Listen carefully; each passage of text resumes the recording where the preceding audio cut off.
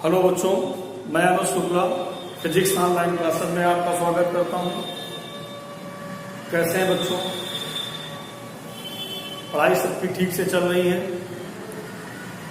उम्मीद है सभी बच्चे ऑनलाइन क्लासेस पूर्ण मनोभाव और तन्मयता से पढ़ रहे होंगे, और जो लोग नहीं पढ़ रहे हैं वो भी ऑनलाइन क्लासेस पढ़ना स्टार्ट कर दें। राइट? लास्ट वीडियो में हमने फोटो इलेक्ट्रिक इफेक्ट यानी प्रकाश विद्युत प्रभाव का लेक्चर नंबर 2 पढ़ाया था। आज बेटा हम लोग इसी चैप्टर में लेक्चर नंबर 3 में हैं, जिसमें हम कुछ और चीजों के बारे में जानेंगे। ओके, आज हम लोग सबसे पहले जानेंगे प्रकाश वैद्युत कार्यफलन क्या होता है। प्रकाश वैद्युत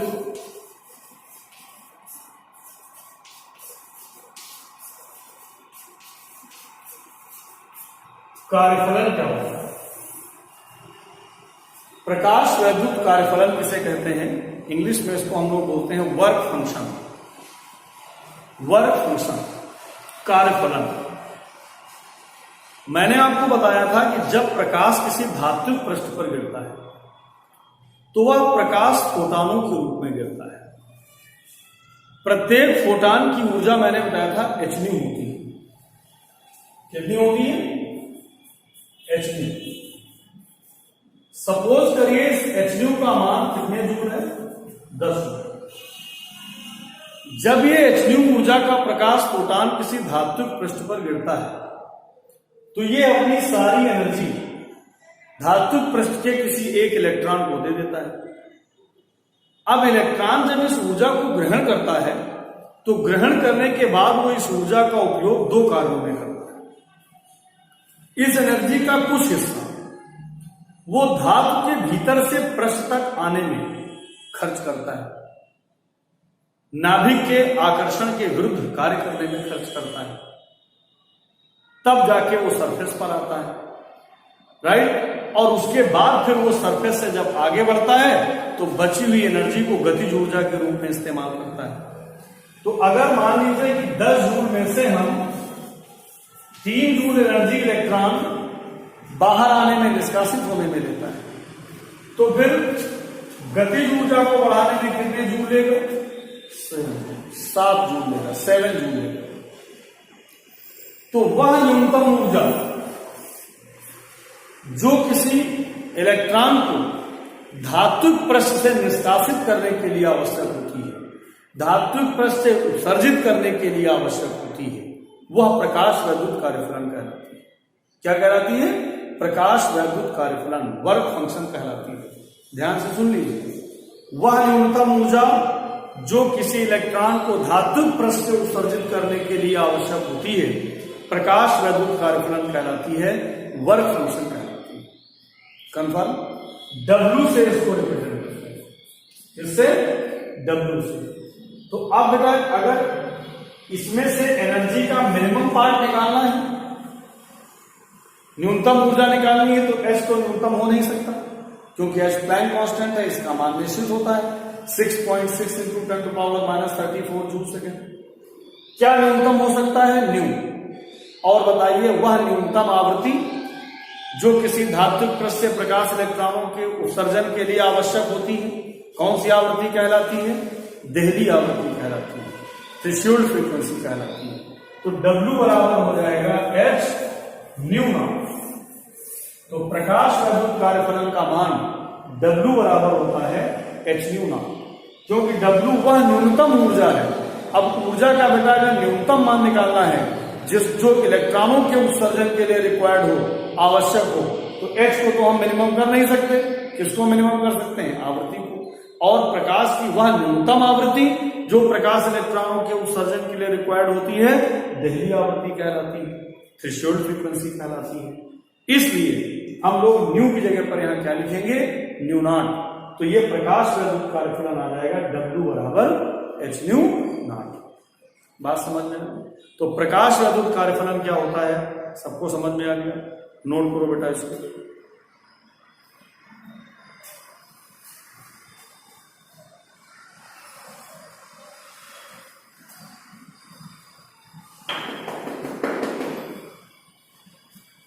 नोट हो गया बेटा सबका। अब हम लोग जब आगे बढ़ेंगे इस चैप्टर में तो हम लोग जानेंगे प्रकाश वैद्युत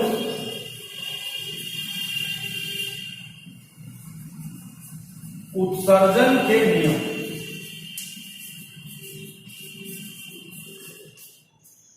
प्रकाश वैद्युत उत्सर्जन के नियम। हार्वेस के द्वारा दी गई इस प्रकाश वैद्युत उत्सर्जन की पूरी घटना का प्रायोगिक अध्ययन, एक्सपेरिमेंटल डेरिवेशन, दो वैज्ञानिकों ने किया। एक थे लेनार्ड और दूसरे थे मिल्कन। एक थे लेनार्ड और दूसरे थे मिल्कन।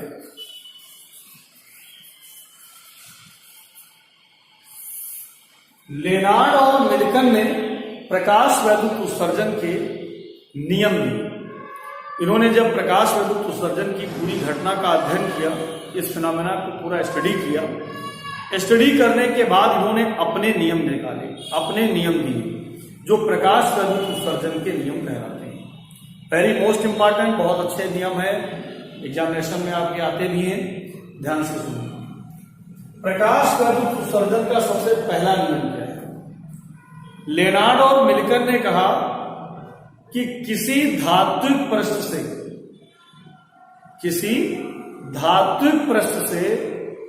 प्रकाश इलेक्ट्रॉनों के उत्सर्जन की दर, प्रकाश इलेक्ट्रॉनों के उत्सर्जन की दर उस पृष्ठ पर आपतित प्रकाश की तीव्रता के अनुप्रमानुपाती होती है।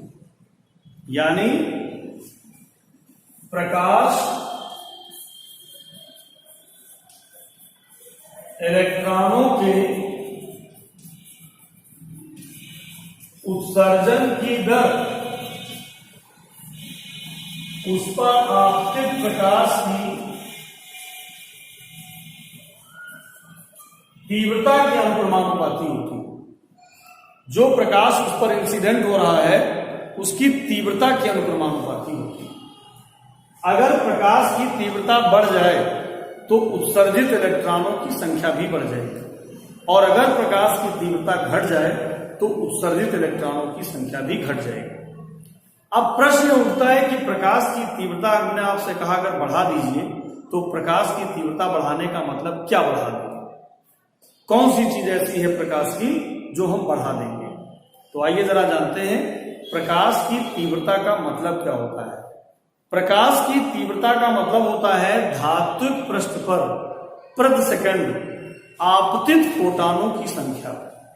एक सेकंड में धात्विक पृष्ठ पर जितने फोटॉन गिर रहे हैं, अगर उनकी संख्या बढ़ा दी जाए तो उत्सर्जित इलेक्ट्रॉनों की संख्या बढ़ जाएगी।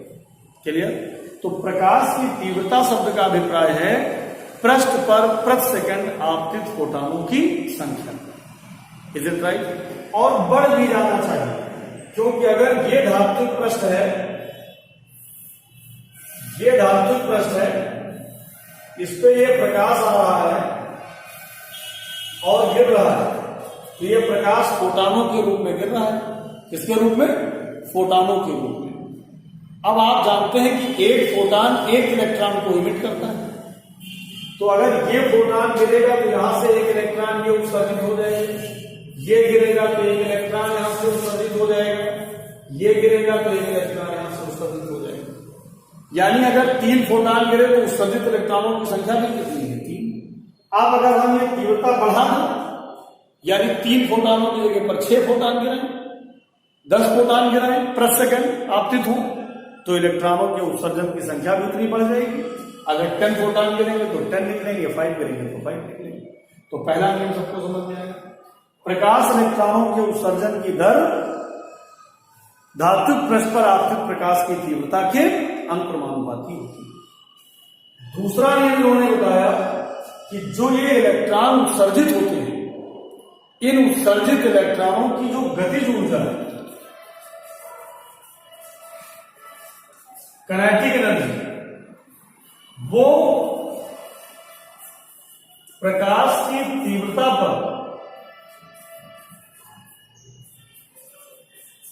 निर्भर नहीं करती।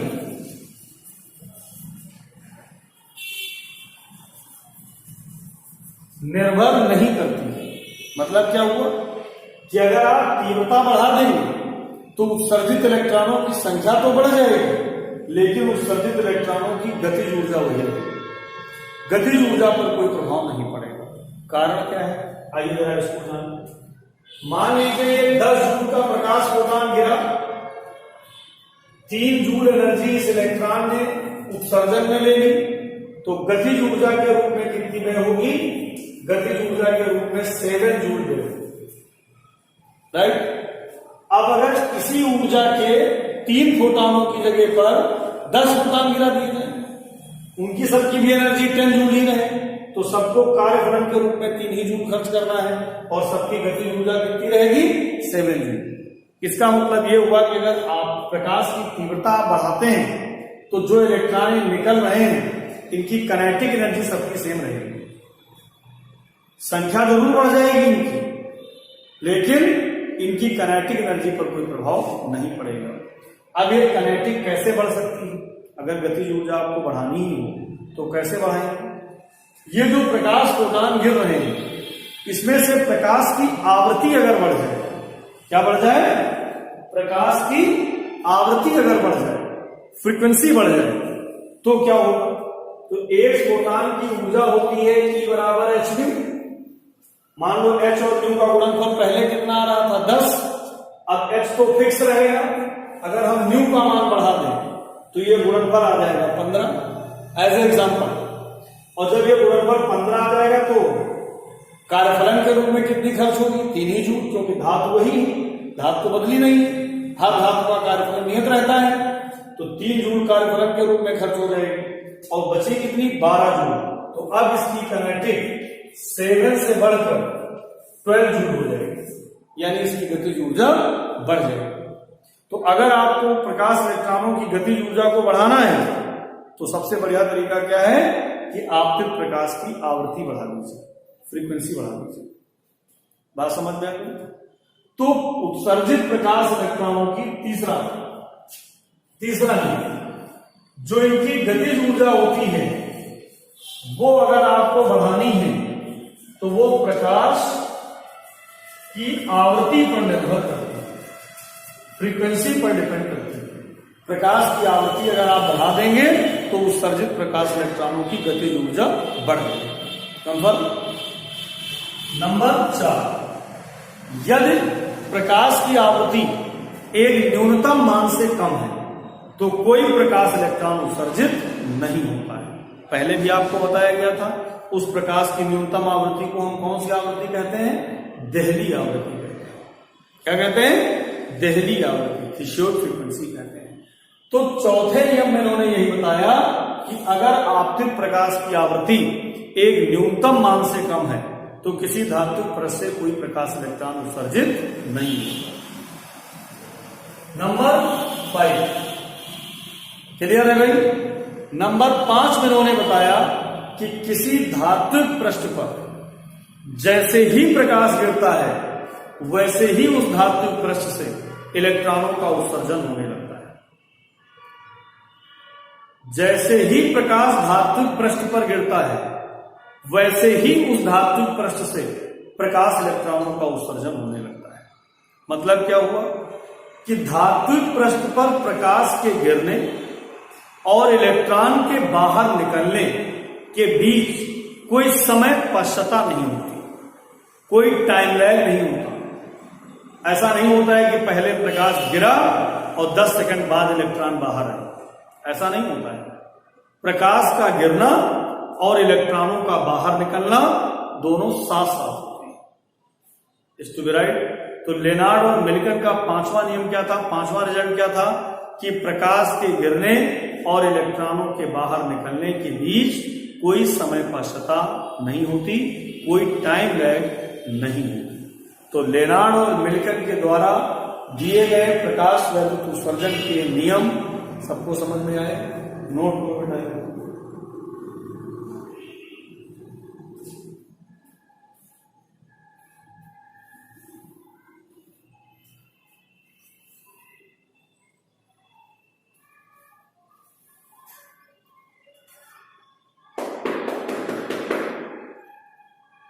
तो लेनार्ड और मिल्टन के प्रकाश विद्युत उत्सर्जन के नियम सबको समझ में आ गए। अब हम लोग इसके बाद आगे बढ़ेंगे और एक बहुत अच्छी घटना का अध्ययन करेंगे।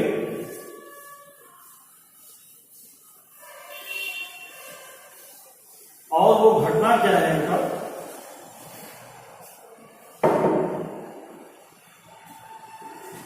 अभी तक हम लोग ये मानते थे कि प्रकाश तरंगों के रूप में चलता है। किसके रूप में? तरंगों के रूप में चलता है, वेव के फॉर्म में चलता है। जितने भी प्रकाश के गुण हैं, प्रकाश सीधी रेखा में चलता है, प्रकाश में परावर्तन का गुण पाया जाता है, प्रकाश निर्वात से भी होकर चल सकता है, प्रकाश में अपवर्तन का गुण पाया जाता है, प्रकाश में वर्ण विक्षेपण का गुण पाया जाता है, प्रकाश में व्यतिकरण का गुण पाया जाता है, विवर्तन का गुण पाया जाता है, ध्रुवण का गुण पाया जाता है। और इन सभी गुणों की व्याख्या हमने प्रकाश के तरंग सिद्धांत को मान करके कि प्रकाश तरंगों के रूप में चलता है। लेकिन एक गुण और भी प्रकाश का था कि प्रकाश जब किसी धात्विक पृष्ठ पर गिरता है तो उससे इलेक्ट्रॉनों का उत्सर्जन होने लगता है। क्यों? जिसका अध्ययन आपने इस चैप्टर में किया। इसमें जो प्रकाश का स्वरूप है वो तरंग नहीं माना गया है, वेव नहीं माना गया है। यहां पर प्रकाश का जो स्वरूप है वो फोटान माना गया है। क्या माना गया है? फोटान। प्रकाश फोटानों के रूप में चलता है, ऊर्जा के छोटे छोटे पैकेट या बंडलों के रूप में चलता है। और फोटान का जो व्यक्तिगत स्वरूप है वो कण स्वरूप है। कैसा है? कण स्वरूप। बात समझ रहे हैं? तो यहां पर प्रकाश का तरंग सिद्धांत, जो हाइगेंस का तरंग सिद्धांत था प्रकाश का, वो विफल होता हुआ नजर आ रहा है। तो यहां पर हम जानेंगे तरंग सिद्धांत की विफलता के कारण। तरंग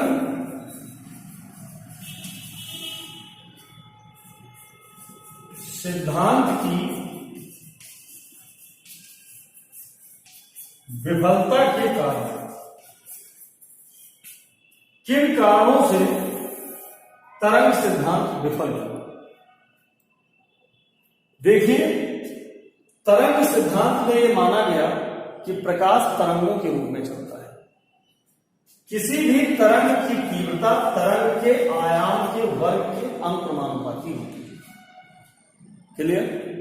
अगर प्रकाश की तीव्रता बढ़ा दी जाएगी तो आयाम भी बढ़ जाएगा, और किसी भी कण की जो एनर्जी होती है वो आयाम के वर्ग के अनुक्रमानुपाती होती है।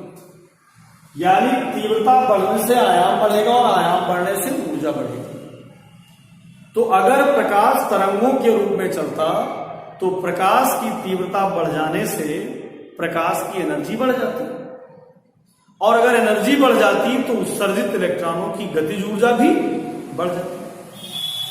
लेकिन अभी अभी मैंने आपको लेनार्ड और मिल्टन ने अपने प्रयोग में यह कहा कि प्रकाश की तीव्रता के बढ़ने से गतिज ऊर्जा नहीं बढ़ती। गतिज ऊर्जा को अगर बढ़ाना है तो प्रकाश की आवृत्ति को बढ़ाना है। अब देखिए यहां पर तरंग सिद्धांत फेल हुआ कि नहीं? अगर प्रकाश तरंगों के रूप में चलता तो उत्सर्जित इलेक्ट्रॉनों की गतिज ऊर्जा बढ़नी चाहिए थी, लेकिन ऐसा नहीं हो रहा है। अर्थात यहां पर तरंग सिद्धांत विफल होता हुआ नजर आ रहा है। तो तरंग सिद्धांत की पहली विफलता सबको समझ में आई। तरंग सिद्धांत के अनुसार अगर प्रकाश का स्वरूप तरंग माने तो तीव्रता बढ़ने से उत्सर्जित इलेक्ट्रॉनों की गतिज ऊर्जा बढ़नी चाहिए, लेकिन ऐसा नहीं होता। नंबर 2, अगर प्रकाश तरंगों के रूप में चलता, वेव के फॉर्म में चलता, तो जब यह प्रकाश किसी धात्विक पृष्ठ पर गिरता तो ये तरंगें जब इस पृष्ठ पर गिरती तो अपनी पूरी एनर्जी इस धात्विक पृष्ठ पर स्कैटर कर देती, फैला देती। पूरी प्रकाश ऊर्जा उस धात्विक पृष्ठ में फैल जाती, और जब फैल जाती तो जितनी एनर्जी गिरी थी उसका कुछ न कुछ हिस्सा, कुछ न कुछ पार्ट उस पृष्ठ पर उपस्थित सभी इलेक्ट्रॉनों को मिलता, अर्थात एनर्जी सब में बढ़ जाती, और जब एनर्जी इलेक्ट्रॉनों में बढ़ जाती तो क्या इलेक्ट्रॉन बाहर निकल पाते? नाभिक के आकर्षण से मुक्त हो पाते? नहीं, बल्कि वे इलेक्ट्रॉन इस बात का और इंतजार करते कि अभी थोड़ी एनर्जी और गिरे, हम उस एनर्जी को अवशोषित करें, एडॉप्ट करें, उसके बाद हम इतनी ऊर्जा प्राप्त करें कि हम नाभिक के आकर्षण से मुक्त हो पाए। अर्थात वो इतनी कम से कम एनर्जी गेन करते जो उनके कार्यफलन के बराबर हो जाती। जब उनके द्वारा अवशोषित एनर्जी कार्यफलन के बराबर हो जाती तभी वे कहां निकलते? बाहर। अर्थात प्रकाश के गिरने और इलेक्ट्रॉनों के बाहर निकलने के बीच काफी समय लग जाता, एक टाइम डिफरेंस हो जाता, समय लैग हो जाता। जब कभी आपने प्रकाश विद्युत उत्सर्जन का 5वां नियम पढ़ा कि प्रकाश के गिरते ही धात्विक परत से इलेक्ट्रॉनों का उत्सर्जन होने लगता है। अर्थात प्रकाश के गिरने और इलेक्ट्रॉन के बाहर निकलने के बीच कोई समय अंतराल नहीं होता, कोई टाइम लैग नहीं होती, कोई समय पश्चता नहीं होती। लेकिन अगर प्रकाश का स्वरूप तरंग मानते हैं तो समय पश्चता होनी चाहिए, क्योंकि इलेक्ट्रॉनों को एनर्जी गेन करने में काफी समय लग जाए। अतः यहां पर भी यह सिद्ध हो जाता है कि प्रकाश तरंगों के रूप में नहीं चलता। बात समझ में आ गई? तो इस तरीके से इन दो कारणों की वजह से प्रकाश का तरंग सिद्धांत विफल हुआ। कन्फर्म? कोई डाउट किसी को? समझ में बेटा सबको आया? तो उम्मीद है आज का वीडियो सभी बच्चों को अच्छा लगा होगा, समझ में आया होगा। सारे बच्चे इसको अच्छे से रिवाइज करके पढ़ें और अपनी फेयर कॉपी में नोट्स तैयार करें, राइट? और इस तरीके से सारे बच्चे ऑनलाइन पढ़ते रहिए और आगे बढ़ते रहिए। बहुत बहुत धन्यवाद। That's all for